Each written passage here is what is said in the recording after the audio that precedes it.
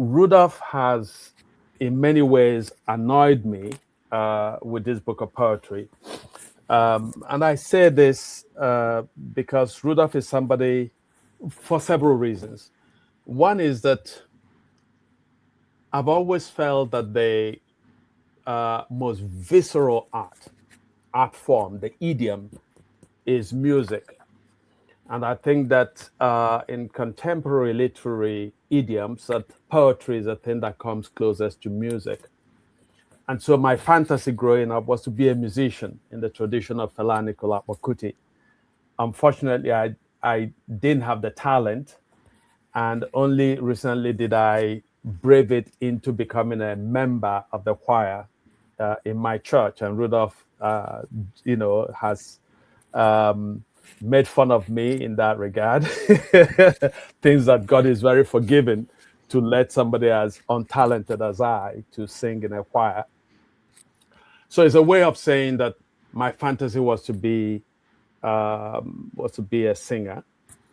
Failing to do that, I then wanted at least to be a poet. I, in the end, settled for the art form of prose, and I've been mediocre at best, a middling talent, if you like. So Rudolph is somebody whose prose I have a healthy respect for. And then this guy just jumps into poetry. And so I want to announce to the world that I hate you, in a very profound way, and I'm not joking. But when Rudolph sent me this poem, this book of poetry, and it bears reading the way he marked the book. He said, "For Okey Ndibe, you now own a signed copy. Don't let my grandchild see it in a thrift store. Thank you for your years of friendship. Onward, Rudolph." It wasn't a simple autograph. As you can see, this was somebody who is a sworn enemy, ensuring that I will not earn my living the way I've been doing it, which is by sending books out on eBay, signed books especially. So for somebody to send me this book of poetry that is already annoyed the heck out of me, because this is something that I had almost an illicit joy reading, and then to obviate my ability to make some money out of this book is unfriendly. It's an enemy action. But Nimi, by the way, I like to say that having listened to your analysis of the poem and then your conversation with Rudolph, I sort of felt that my task had become almost an unnecessary one. There is a compendium to your analysis of the poem. Some of the poems that you've asked Rudolph to read are those that I would have invited him to read as well. Some of the questions that you have posed are those that I would have wanted to invite him to also read. But so I'm going to make just a few quick remarks and ask one or two questions. Rudolph actually knows that in America, you have to file your taxes. I think somebody told me that Tinubu is trying to institute the same tradition in Nigeria, which, for what it is, it's interesting. So today, actually, I have to do my taxes. So I have to answer to Uncle Sam, and somehow the appointment that I have with our taxman, that my wife and I have, sort of conflicts a bit with the time that we have for this conversation. So I apologize about the brevity, both of my contribution and ultimately of my presence here. But Rudolph and Nimi, I'd like to again express my gratitude to both of you for initiating this conversation. Nigerians have this wry saying where they say, "In a book we go chop." And I tell people that if we take ourselves seriously, if we want to be producers rather than consumers of knowledge, then yes, we have to chop books. Okay? Some people think that there are too many opinions in the world, there are too many stories in the world, there are too many poems in the world.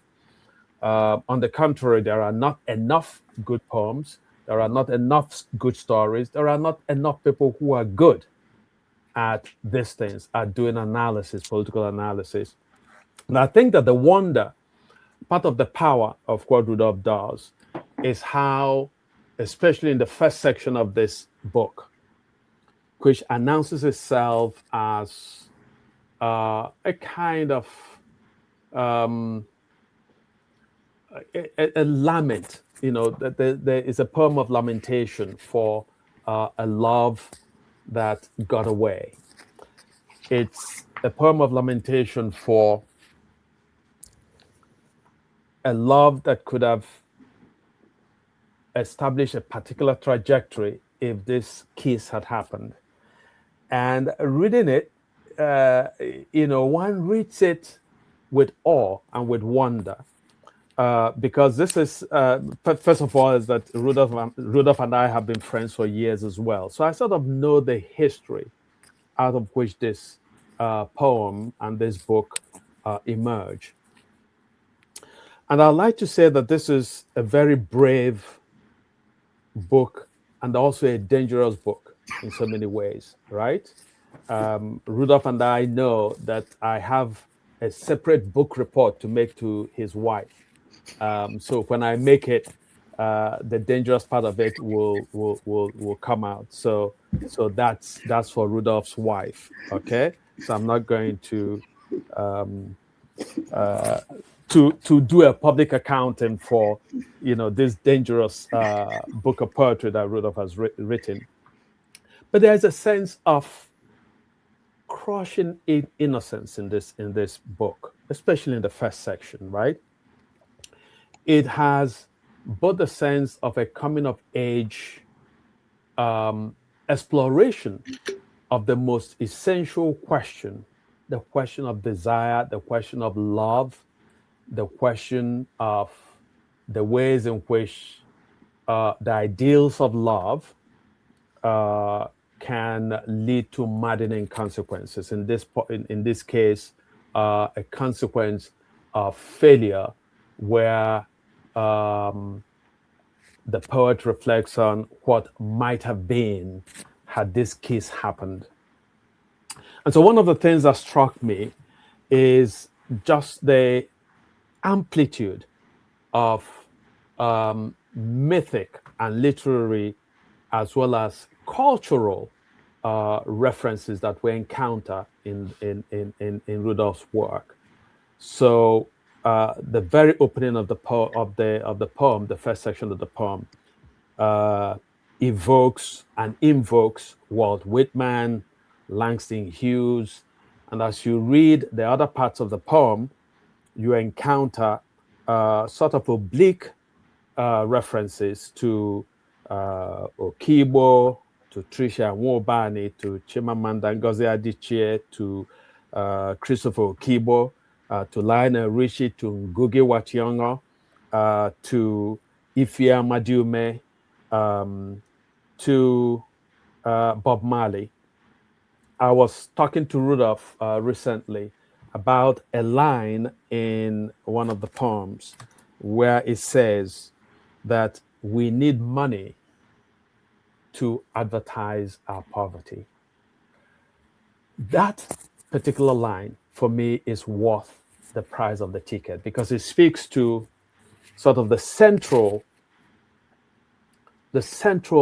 tension, I think, within our culture, and I'm referring particularly to Nigerian culture, but even so to American culture as well, where this impulse to acquire and to acquire materialist goods for the sake of them. And to one degree or another, all of us are implicated in this pursuit, right? Sometimes it takes ineffable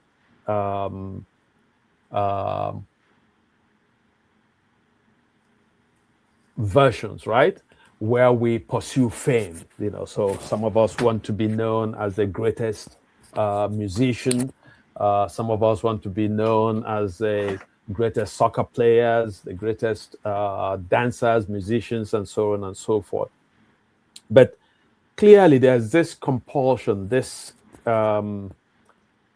compulsion to acquire material riches, right? And so when Rudolph writes in a kind of dialogic with a poet, right? The poet who thinks we are scum because we want to accumulate things. And Rudolph's line, very wry, very fiercely, it's a line that has fierce eloquence to it, that we acquire money to advertise our poverty.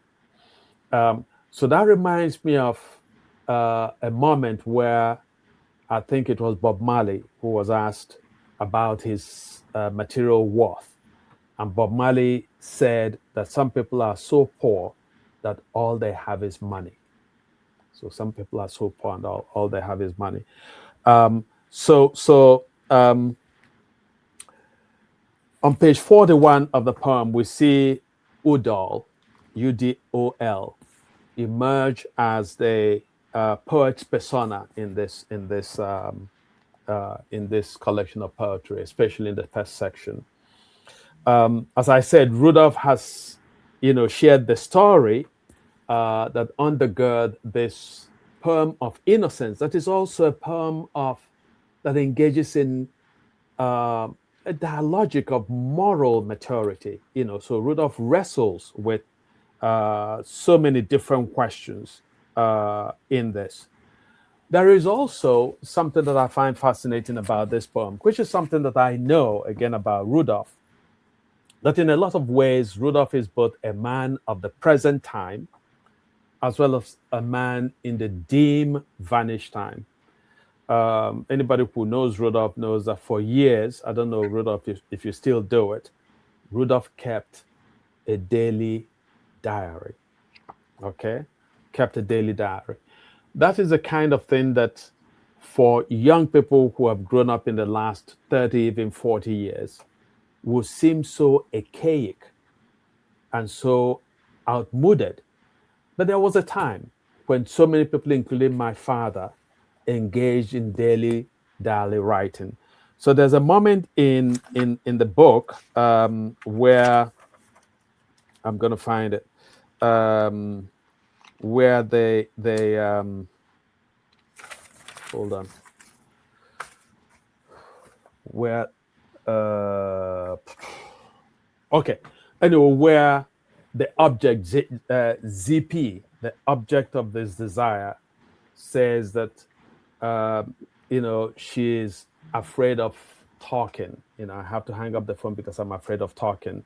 And the persona in the poem says, my own fear is that of writing too much. So, so it's one of those moments where I recognize the poet or the Agwo standing Rudolph or Udolph or Udol in the poem. So Rudolph removes his first name and then removes the first letter, of his first name and the last letter to create this persona